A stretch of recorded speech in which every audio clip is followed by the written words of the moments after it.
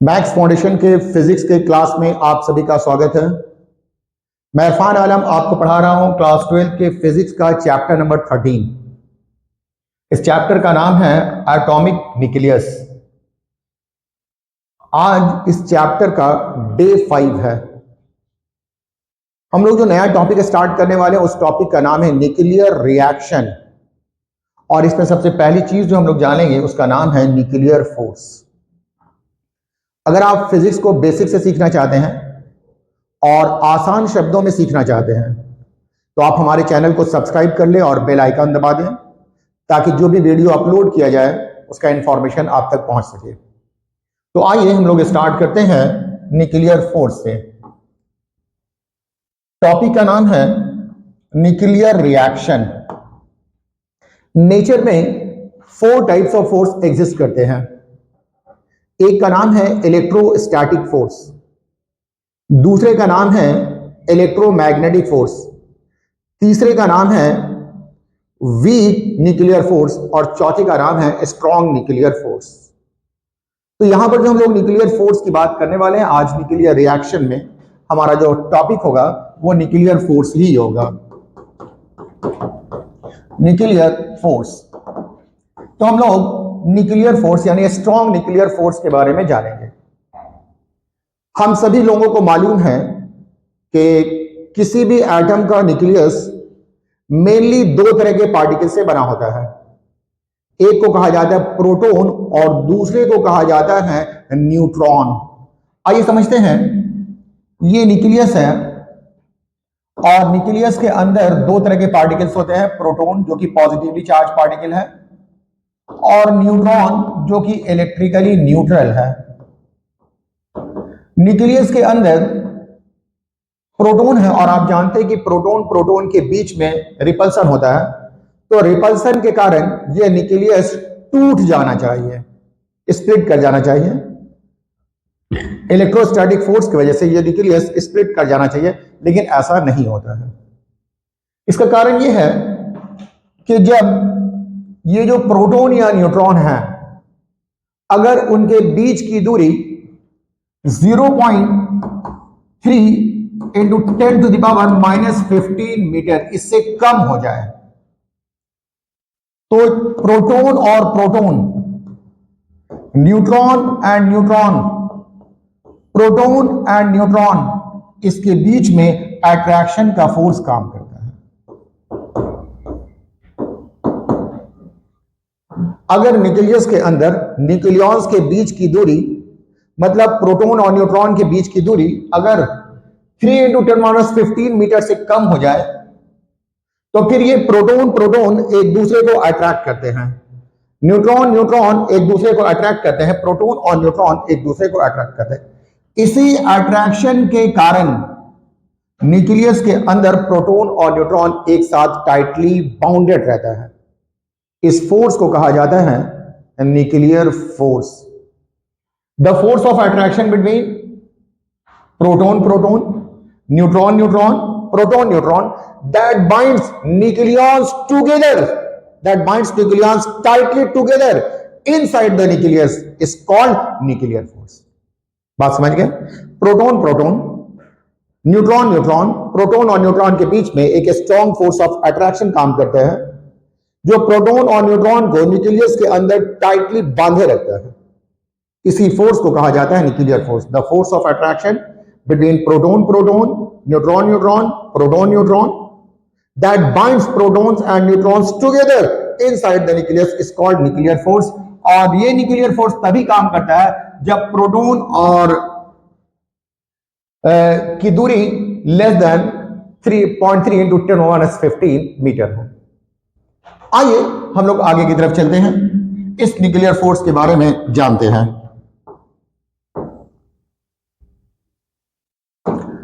Nuclear force में लिखा हुआ है the strong force of attraction between proton proton, neutron neutron, proton and neutron that binds proton and neutrons together inside the nucleus is called nuclear force. इसको हम लोग कहते हैं nuclear force. अब इस न्यूक्लियर फोर्स के क्या कैरेक्टर्स होते हैं, क्या प्रॉपर्टीज होती है, ये हम लोग जान लें। पहला, it is strongest force in nature. Nature में जितने भी फोर्स एग्जिस्ट करते हैं उसमें ये सबसे ज्यादा स्ट्रॉन्गेस्ट फोर्स है। It is short range force. ये शॉर्ट रेंज फोर्स है, मतलब ये फोर्स जब ये तभी काम करता है जब न्यूक्लियॉन्स के बीच की दूरी 10 टू द पावर 15 मीटर से लेकर के 10 और 15 मीटर से लेकर के आपको ये लगभग 3 into 10 to the power 15 metre तक हो। अगर न्यूक्लियॉन्स के बीच की दूरी इस रेंज से इस रेंज तक हो तब न्यूक्लियस के अंदर फोर्स ऑफ अट्रैक्शन काम करता है जो न्यूक्लियर फोर्स कहलाता है। तो ये शॉर्ट रेंज फोर्स है, मतलब this force comes only when distance between the nucleons 3 into 10 to the power 0.3 into 10⁻15 metre तो 3 into 10⁻15 metre. It is charge independent force, मतलब ये वाला जो फोर्स है वो चार्ज पर डिपेंड नहीं करता है, मतलब प्रोटॉन पर चार्ज का अमाउंट क्या है इससे फोर्स को कोई लेना देना नहीं है। चौथा है it is spin dependent force. It is spin dependent force. Spin के मतलब होता है यहां पर रोटेशन। न्यूक्लियस के अंदर प्रोटॉन और न्यूट्रॉन लगातार रोटेट करते रहते हैं, तो it is spin dependent force. मतलब यह हुआ if spin of nucleons is parallel then it will be a strong force. अगर स्पिन जो है वो पैरेलल का मतलब यह हुआ कि दो न्यूक्लियॉन्स है, अगर दोनों का दोनों एक ही ऑर्डर में स्पिन कर रहा है, रोटेट कर रहा है, मतलब दोनों का दोनों या तो क्लॉकवाइज में हो या दोनों का दोनों एंटी क्लॉकवाइज में स्पिन कर रहे होंगे तो ये फोर्स स्ट्रॉन्ग फोर्स होता है।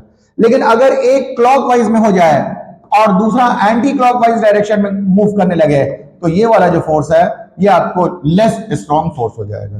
तो ये चार कैरेक्टरिस्टिक्स है न्यूक्लियर फोर्स के। आगे हम लोग बात करेंगे न्यूक्लियर एनर्जी के बारे में। ये प्रोटॉन है और ये प्रोटॉन है, इस प्रोटॉन और प्रोटॉन के बीच कुछ डिस्टेंस होगा, मान लिया जाए कि ये डिस्टेंस r है। तो न्यूक्लियस के अंदर प्रोटॉन के बीच में फोर्स ऑफ अट्रैक्शन काम करता है।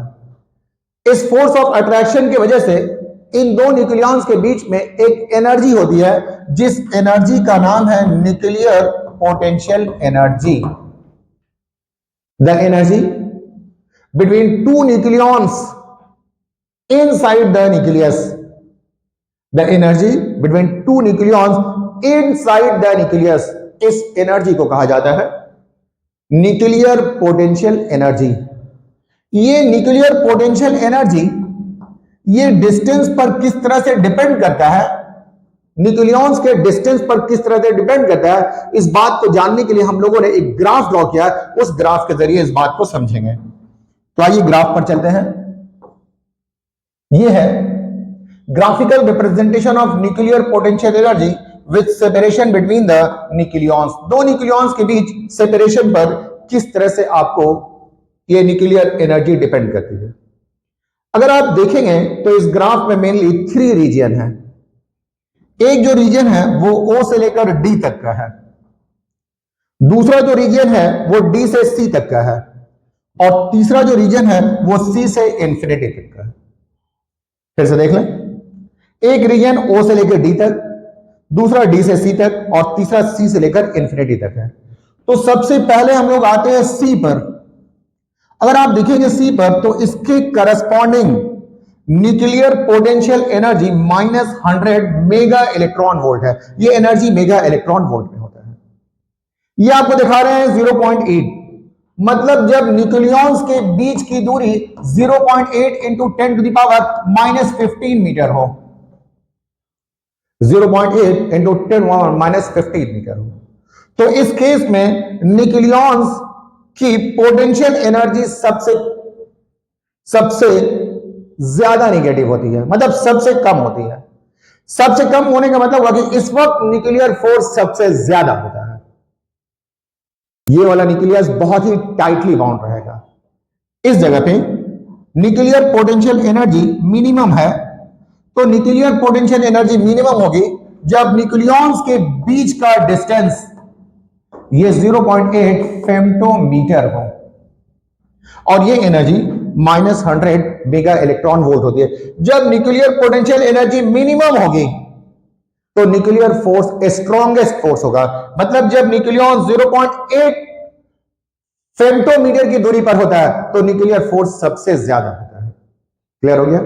अब आप देखेंगे जब आप इसके लेफ्ट साइड में आएंगे, लेफ्ट साइड में आने के मतलब हुआ कि आप डिस्टेंस को डिक्रीज कर रहे हैं, इन दोनों न्यूक्लियॉन्स को आप करीब ला रहे हैं।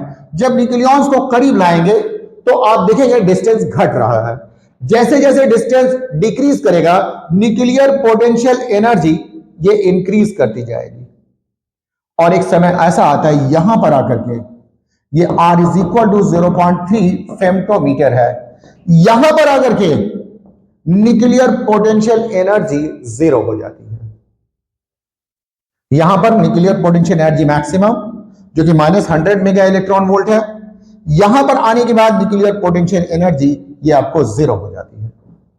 ये न्यूक्लियर पोटेंशियल एनर्जी जीरो हो गई, इसका मतलब ये हुआ कि न्यूक्लियॉन्स के बीच का जो फोर्स है वो जीरो हो जाएगा। जब न्यूक्लियॉन्स इस डिस्टेंस पर रहेगा तो इसके बीच लगने वाला इलेक्ट्रोस्टैटिक फोर्स वो जीरो हो जाता है। अब अगर आपने डिस्टेंस को इससे कम कर दिया, इससे कम कर दिया तो न्यूक्लियर पोटेंशियल एनर्जी ये पॉजिटिव हो जाएगी। अगर आप देखें तो यहां पर न्यूक्लियर पोटेंशियल एनर्जी ये निगेटिव थी, यहां पर न्यूक्लियर पोटेंशियल एनर्जी ये पॉजिटिव हो जा रहा है। न्यूक्लियर पोटेंशियल एनर्जी पॉजिटिव हो रही है, इसका मतलब यह हुआ कि जो न्यूक्लियॉन्स के बीच फोर्स है वो फोर्स ऑफ रिपल्सन हो रहा है। तो जब न्यूक्लियॉन्स के बीच की दूरी 0.3 फेम्टोमीटर से कम हो जाएगी तो न्यूक्लियॉन्स के बीच फोर्स ऑफ रिपल्सन काम करता है।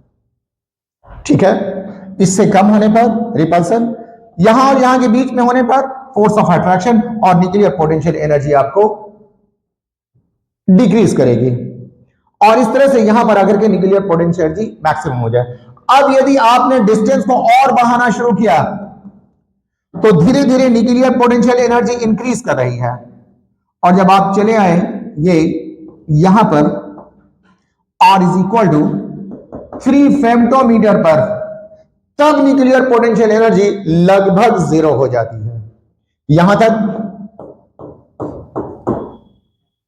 निगेटिव है, लेकिन यहां के बाद और डिस्टेंस को बढ़ाएंगे तो न्यूक्लियर पोटेंशियल एनर्जी लगभग जीरो हो जाएगी। तो आपने देख लिया न्यूक्लियर पोटेंशियल एनर्जी पॉजिटिव भी हो सकती है, निगेटिव भी हो सकती है और जीरो भी हो सकती है। जब न्यूक्लियॉन्स के बीच का डिस्टेंस 0.3 फेम्टो से कम होगा तब न्यूक्लियर पोटेंशियल एनर्जी पॉजिटिव होगी और न्यूक्लियर फोर्स रिपल्सिव होगा। लेकिन अगर डिस्टेंस 0.3 और 3 के बीच में हो तो न्यूक्लियर पोटेंशियल एनर्जी निगेटिव होगी और न्यूक्लियर फोर्स अट्रैक्टिव होगा। इसके बाद अगर आप चले जाएंगे तो न्यूक्लियर पोटेंशियल एनर्जी जीरो हो जाती है। तो ये इस ग्राफ से हम लोग यही निष्कर्ष निकालते हैं। आइए हम लोग ग्राफ को देखते हैं, इसका conclusion. The variation of potential energy between the nucleons with separation between them is shown above. From the graph, it is obvious that if R is equal to 0.8 femtometer, FM मतलब होता है femtometer, मतलब 10⁻⁻15 meter, then potential energy between the nucleons is minimum. So nuclear force will be maximum. जब nuclear potential energy minimum होगी तो nuclear force maximum हो जाएगा। उसके बाद if R is less than 0.8 femtometer, then potential energy between the nucleons increases and finally becomes zero at D. D पर ये जाकर के मतलब 0.3 फेम्टोमीटर पर जाकर के ये जीरो हो जाता है। अगर डिस्टेंस को इससे भी कम किया जाए, F डिस्टेंस इससे भी कम किया जाए, if distance further decreased, potential energy will become positive and nuclear force will be repulsive. फिर potential energy पॉजिटिव हो जाती है और न्यूक्लियर फोर्स जो है वो आपको पॉजिटिव हो जाएगा, मतलब रिपल्सिव हो जाएगा। अगर R का वैल्यू 0.1 फेम्टोमीटर से बढ़ाते जाएंगे, potential energy increasing but nuclear force will be attractive and finally at R is equal to 0 femtometre, potential energy between the nucleons become nearly zero. तो ये था nuclear potential energy and distance between nucleons के बीच का graph. आपने देख लिया कब न्यूक्लियर फोर्स पॉजिटिव होगा, कब न्यूक्लियर फोर्स निगेटिव होगा, कब न्यूक्लियर फोर्स मैक्सिमम होगा, ये सारी की सारी बातें आपको पता चल गई है। तो आज के लिए इतनी, बाकी बातें हम आपको अगले क्लास में बताएंगे। ठीक, ओके, थैंक यू।